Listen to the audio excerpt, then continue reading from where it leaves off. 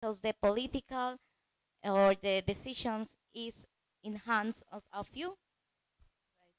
Well, I must qualify this, and this is contradictory to what is being discussed. What is happening in India is there is far too much engagement in politics, but that is dirty party politics.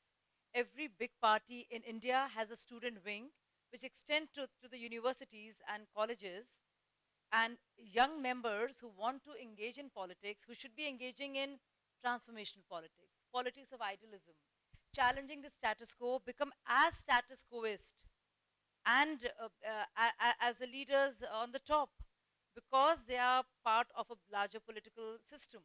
So there is no change happening because they're doing pretty much what the political masters are doing at the center or at the states. So there is no change.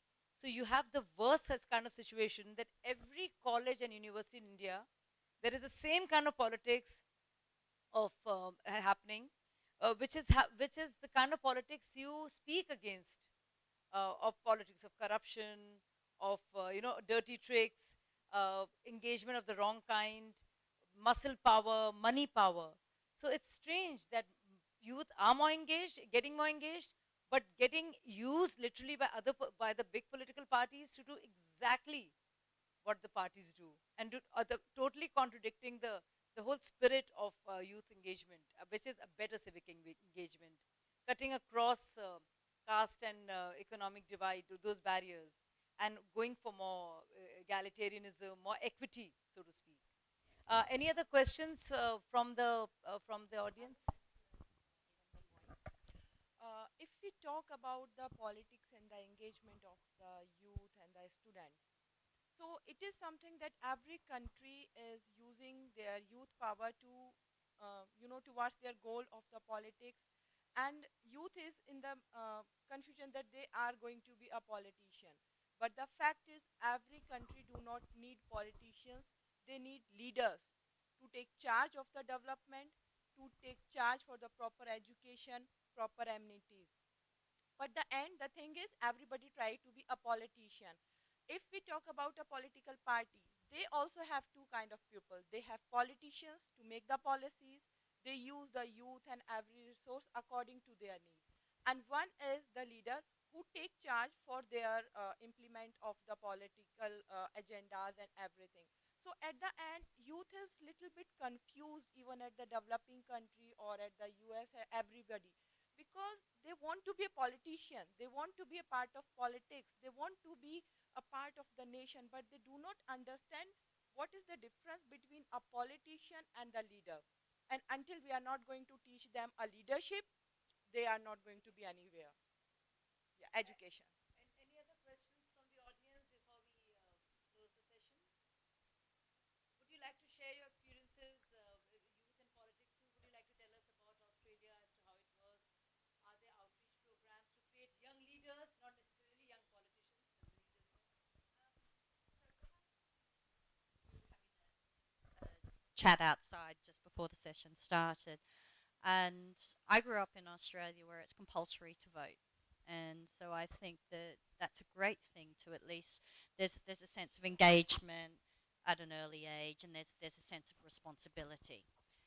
But there isn't necessarily a continuation of understanding dialogue. So I think, particularly the programs that are being talked about would be highly valuable, because I think what you see in Australia and the UK, which I've also lived, is that politics is predominantly run by white, middle-aged, privileged men.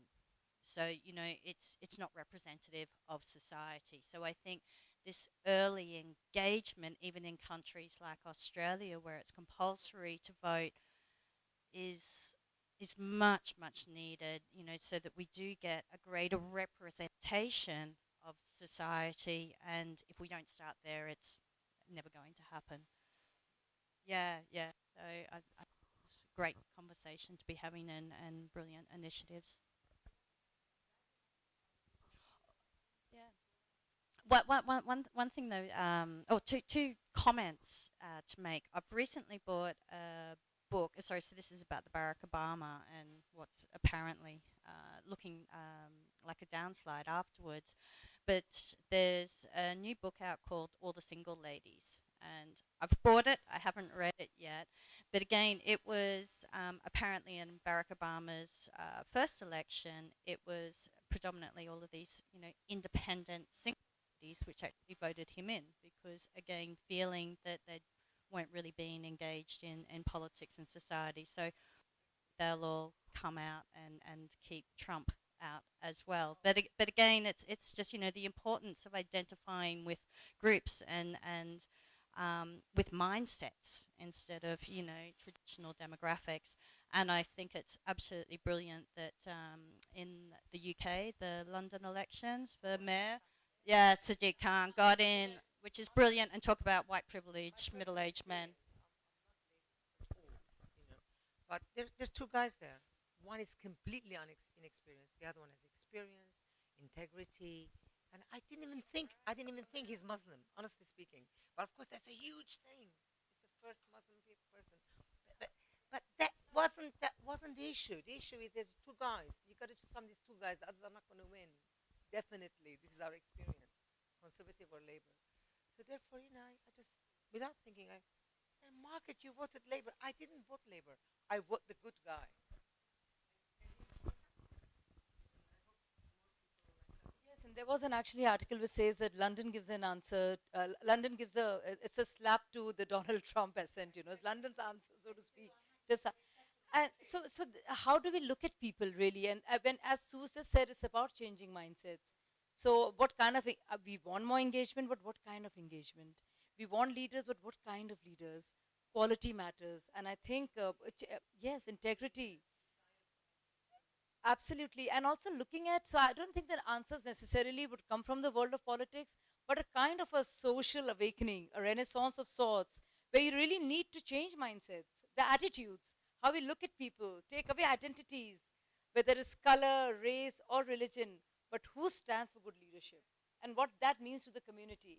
Well, I think it was a wonderful, wonderful session. We had very few people in the audience, but that's what happens when you have too many sessions.